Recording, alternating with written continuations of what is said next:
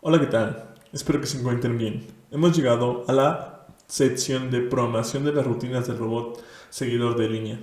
Cada una de las rutinas que vamos a programar va a estar sustentada en algunos fundamentos teóricos que nos ayudan a entender qué es lo que estamos implementando en código para poder accionar ya sea los motores, mover la turbina, poder leer la posición del seguidor de línea con respecto a la línea que está siguiendo con los sensores y múltiples otras funciones que tiene nuestro robot.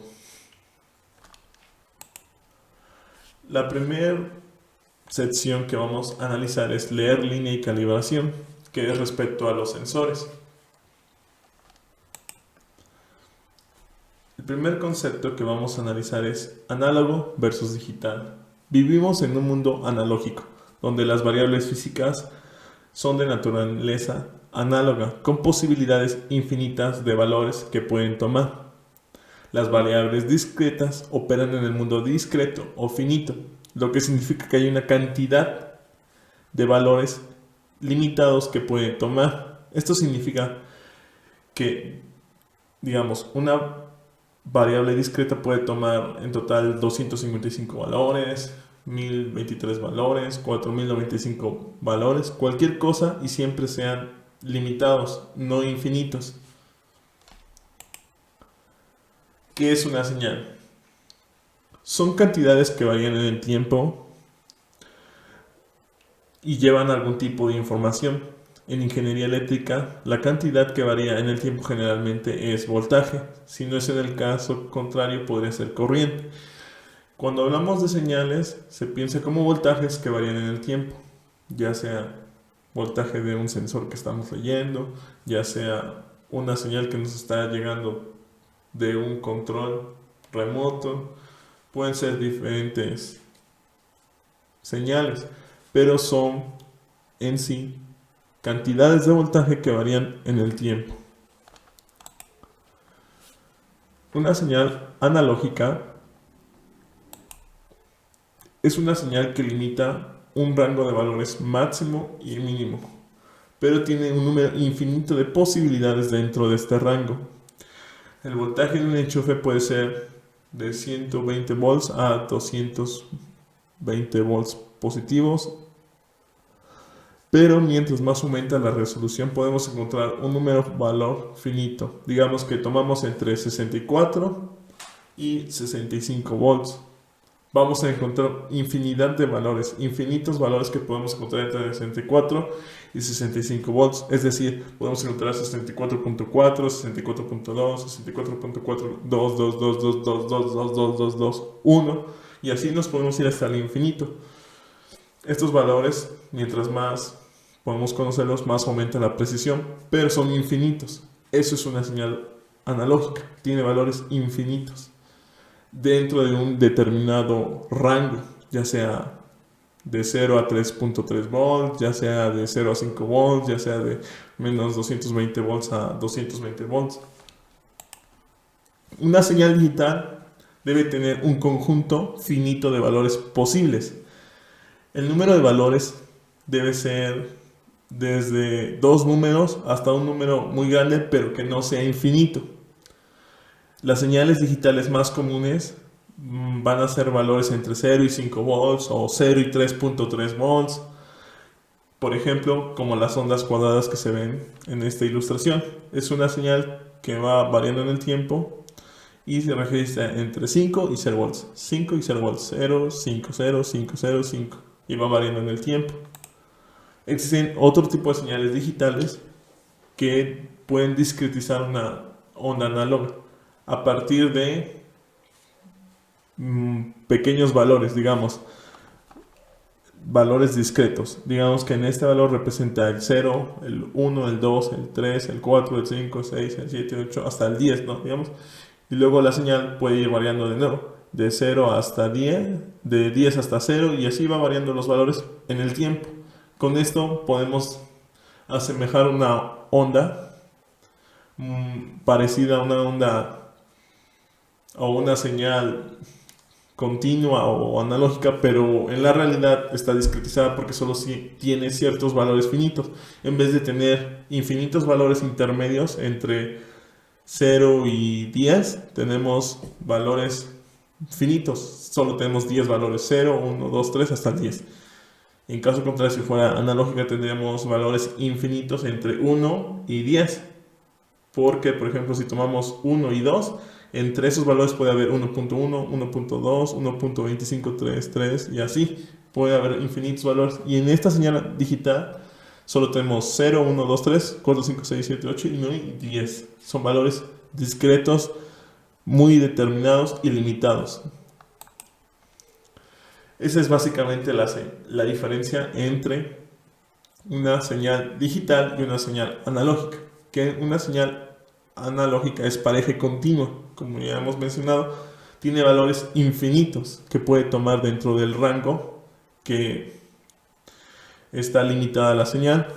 Y las señales o ondas digitales son cuadradas, discretas o escalonadas, pero tienen valores determinados, ya sea 2 valores, tenga 10 valores, 255 valores, 1024 valores, tenga 4096, pero son valores muy determinados. No puede tener valores infinitos. Es la principal diferencia.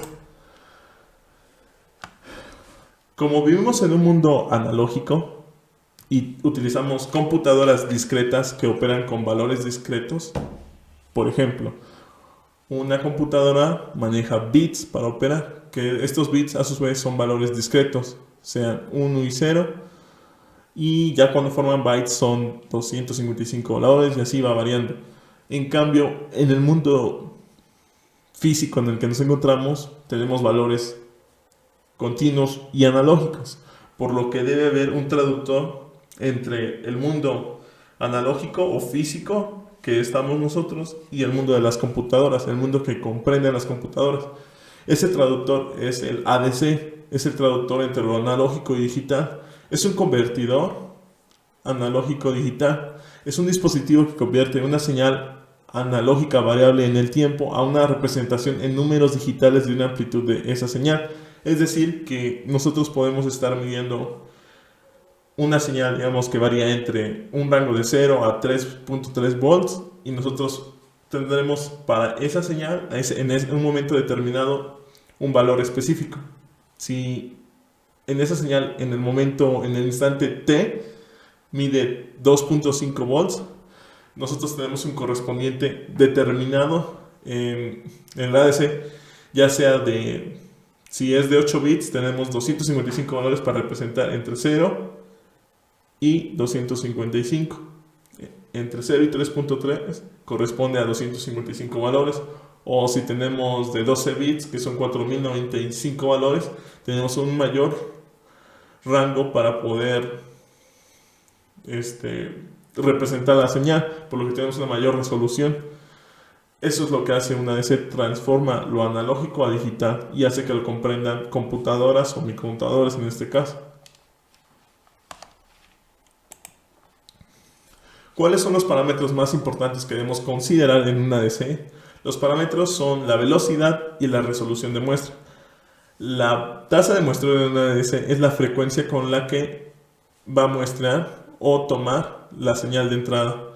La resolución del ADC es la precisión con la que podemos representar la señal analógica en una representación digital, sin que varíe tanto su valor al valor analógico o real. Mientras más precisión tenga, más grande tiene que ser el rango de valores que puede tomar nuestra señal en el mundo discreto. Mientras menos precisión, pues solo puede tener menor número de valores de un rango menor en el mundo discreto. Ya sea, por ejemplo, si tenemos una señal que podemos medir entre 0 y 3.3 volts, a mayor rango, si tenemos 255 valores, pues es un menor rango de representación de esta señal o de esta lectura. Si tenemos un rango de 4095, pues es un mayor número de posibilidades para representar nuestra señal de 3.3 volts, y así podemos ir obteniendo una mayor resolución dependiendo del dispositivo con el que contemos o el ADC con el que contemos. En específico, el ADC que tiene el microcontrolador STM32F407 tiene 3 ADCs de aproximaciones sucesivas con una resolución configurable de 12 bits. Eso quiere decir que tenemos de 0 hasta 4095 valores para poder representar 3.3 volts. Cada ADC que tenemos comparte hasta 16 canales externos. Internamente, para poder hacerlo, digamos que se encuentran multiplexados. Para poder compartir cada uno de estos 3 ADCs tiene 16 canales externos para poder leerlos, por lo que tiene que haber una multiplexación interna para poder compartirlos. El voltaje de referencia es de 3.3. La conversión del ADC puede comportarse como Single, Scan, Continuous y Discontinuous Mode. En el Single Continuous es para solo leer, digamos, una sola muestra de ADC. Scan es para diversos canales externos, hasta 16 canales. Y Discontinuous Mode es para que solo inicialice y lea una. Y en Single Continuous es que siempre la está leyendo. Una, pero siempre la está leyendo. Es la diferencia entre Discontinuous Mode y Single Continuous Mode. La forma de almacenar la conversión puede ser alineada hacia la derecha o hacia la izquierda. Es la forma en la que se van introduciendo los bits sobre el registro que vamos almacenando la lectura de ADC. Digamos que podemos ir introduciendo bits de manera de izquierda a derecha o de derecha a izquierda, de acuerdo a nuestra funcionalidad o lo que queramos realizar con nuestro código. En este datasheet podemos observar el ADC de nuestro microcontrolador. El datasheet es el datasheet de STM32, específicamente del STM32F407 BGT6, donde en la página 389 vamos a observar las características y el diagrama bloques de nuestro ADC que ya contiene internamente el microcontrolador STM32. Este es un ADC de aproximaciones sucesivas. Eso quiere decir que el ADC utiliza un método que va realizando varias aproximaciones hasta encontrar la más acercada a nuestro valor real de lectura de acuerdo a la referencia del microcontrolador. Este es un método, digamos, intermedio en velocidad. Hay otros tipos de ADC que son más rápidos o más lentos, pero este es digamos, uno de los intermedios en velocidad. 389, vamos a la página y encontramos el diagrama bloques de nuestro ADC, donde tenemos los GPIO de entrada para el ADC, los voltajes de referencia, tanto positivo y negativo. Asimismo tenemos como el ADC es inyectado por los GPIO o las entradas, hace la conversión y tiene diferentes registros para poder almacenarlo de 16 bits. Tiene también un analog watchdog para poder estar muestreando y viendo si sobrepasa un límite del ADC o es un límite inferior, y puede hacer alguna interrupción y pueda generar un evento que haga que nuestro microcontrolador dispare alguna interrupción o cosas así. Y al último pues tenemos ya la salida a la dirección o data bus, donde podemos ya leer la lectura que ha realizado nuestro ADC una vez ha realizado la conversión de analógico a digital. Es básicamente la estructura de nuestro ADC y nosotros tenemos 3 ADC de este tipo. Nosotros en este caso solo vamos a ocupar un ADC para lo que estamos realizando. GPU, General Purpose Input Output. Son pines de propósito general, son pines genéricos de un microcontrolador cuyo comportamiento puede ser programado por el usuario en tiempo de ejecución del programa. Las características de un GPU son los estados de salida que puede tener es push, pull o pendrive, y puedes activar resistencias pull down, pull up o un modo analógico. Estados de entrada que puede tener es flotante, pull up, pull down y analógica. Las velocidades de lectura y escritura pueden seleccionarse. El bloqueo de los GPU es posible y casi todos los GPU de la serie STM32 pueden ser configurados para una fuente de interrupción externa. Eso quiere decir que si ocurre un evento específico en un pin de propósito general, se puede previamente seleccionar una interrupción. Una interrupción es cuando tienes tu programa corriendo y se detiene cuando en un pin de propósito general ocurre un evento específico. Se realiza una serie de acciones ya previamente programadas. Una vez que se terminaron de realizar, se regresa al programa principal y si vuelve a ocurrir, pues vuelve a entrar a la interrupción y ejecuta una serie de acciones previamente programadas. Eso es básicamente una interrupción. La estructura de un GPU en un microcontrolador STM32F4. Básicamente está dividida en tres secciones: la sección de entrada y la sección de salida, así como la sección de resistencia, pull up, pull down y diodos de protección. GPU como entrada digital. Lo que ocurre cuando seleccionamos un GPU como entrada digital, deshabilita el modo output y solo deshabilita también la entrada analógica, y solo nos queda la entrada digital con un TTL Schmitt-Tiger, el cual nos permite hacer una umbralización para evitar ruido eléctrico y que la lectura digital sea muy correcta y muy limpia, por decirlo así. Podemos también seleccionar resistencias pull up o pull down en este modo. GPU como entrada digital, el buffer de salida se deshabilita y está configurado el GPU como entrada. La entrada de Schmitt-Tiger Trigger está activada. Las resistencias pull up y pull down están activadas si las quieres utilizar. Y el dato presente del puerto puede ser leído y muestrado tan rápido como el puerto se configure su velocidad de muestreo. Es lo bueno de estos procesadores, se pueden configurar las velocidades tanto de lectura como de escritura. Un GPU como salida digital lo que hace es activar Output Driver, el manejador de la salida, el Output Control, donde tenemos un MOSFET conectado, un PMOS MOSFET a VDD y un PMOS a VSS, que es la forma en que vamos a controlar las salidas, tanto en modo push, pull o open drain. El buffer de salida está habilitado para que lo podamos emplear como salida. En el modo open drain, si colocamos un 0 en el registro de salida, nos va a activar NMOS. Eso quiere decir que si aquí colocamos un 0 a la salida, nos va a activar NMOS y esta parte se deshabilita. Nos manda a VSC, o sea que a la salida vamos a tener 0.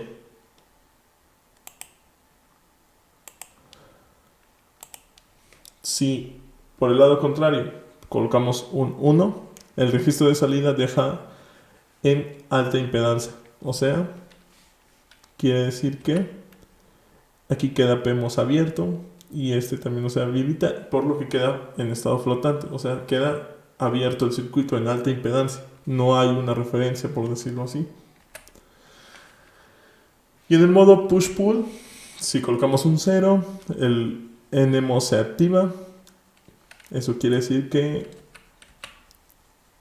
NMOS, si acá hay un 0, NMOS se activa y lo mandamos a tierra, y entonces a la salida hay un 0 o un nivel 0 volts.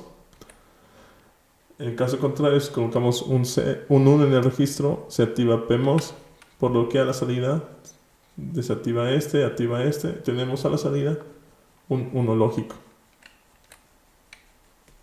de manera persistente. Eso quiere decir que el 1 va a quedarse ahí. Si colocamos un 1, ahí se va a quedar un 1 hasta que coloquemos un 0 y se cambie. Las resistencias pull up y pull down están disponibles para activarse y el GPU puede switcharse tan rápido como la velocidad del puerto sea configurada. Eso, como ya mencionamos, es una característica muy buena de STM, donde podemos variar la velocidad en que se va a switchar entre 0 y 3.3 volts o 0 o 1 lógico nuestro pin de salida. Es una característica que nos presenta muchas ventajas. También se puede configurar como analógico, donde se activa obviamente la entrada analógica y se desactivan las resistencias, pull up, pull down, y se activan los diodos de protección.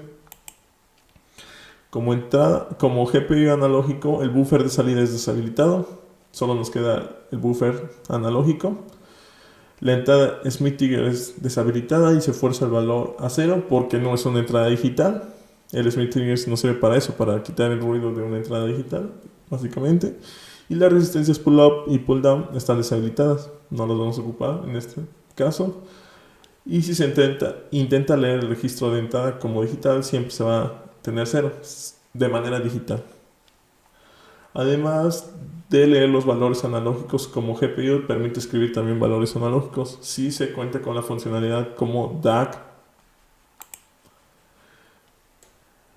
Como bien mencionamos, una de las características más importantes de este tipo de microcontroladores es que puedes variar la velocidad en que switchean los GPIO. La arquitectura interna de los GPIO de los microcontroladores de la serie STM32F4 de la familia 4 permite variar la velocidad de lectura y escritura, dando un mayor control sobre el ruido eléctrico general. Hay que ser muy cuidadosos con esta parte. Debemos poner en costo-beneficio que debemos realizar. Si tenemos una velocidad muy alta, podemos generar un ruido eléctrico mayor y afectar a la escritura de nuestros sensores o a leer nuestros sensores, por lo que debemos tener cuidado en manejar las velocidades. Por lo regular, si tu aplicación no requiere una alta velocidad muy grande, pues elige la baja o mediana. Ya la muy alta es para aplicaciones muy específicas, pero lo recomendable es estar entre la baja y la mediana. Nosotros vamos a emplear la mediana para nuestro método que vamos a probar los sensores. Bien, pasamos a la etapa de multiplexor analógico 74HC067. Este es un multiplexor que nos permite con 4 pines digitales del microcontrolador poder leer 16 entradas analógicas a través de un multiplexor. Esta es la tabla de verdad con la que funciona, o más bien con la que podemos saber qué canal estamos leyendo dependiendo de las entradas que ponemos en S0, S1, S2 y S3. Por ejemplo, si tenemos Enable habilitado y tenemos S0, S1, S2 y S3 en un nivel lógico 0, vamos a ser capaces de leer el canal analógico Y0, o sea, el 0. En caso contrario, por ejemplo, si tenemos habilitados Enable en un nivel lógico 0, S3 en un lógico 0, en S2 en un nivel lógico alto o 3.3 volts y S1 igual en 3.3 volts o un nivel alto, y S0 en un nivel lógico bajo y con un nivel de 0 volts, podemos leer el canal analógico Y6, como se puede observar aquí. Entonces, con esta tabla de verdad podemos saber, dependiendo de qué entradas tengamos seleccionadas en los pines digitales, qué entrada estaríamos leyendo de los 16 sensores analógicos que tenemos. Esto nos sirve porque nuestra barra de sensores es multiplexada. Tenemos 16 entradas para una sola salida. Por eso es que vamos a emplear solamente un convertidor analógico digital, un ADC, y las vamos a poder seleccionar con pines GPIO en modo salida digital. Esta salida digital va a multiplexarse o va a cambiar, switchar a una frecuencia de 50 MHz, que es la que hemos elegido, una velocidad media. Con esto podemos ya empezar a programar nuestra función o rutina para poder leer los sensores y posicionar nuestro robot en la línea. Por el momento es todo. Muchas gracias. Hasta luego.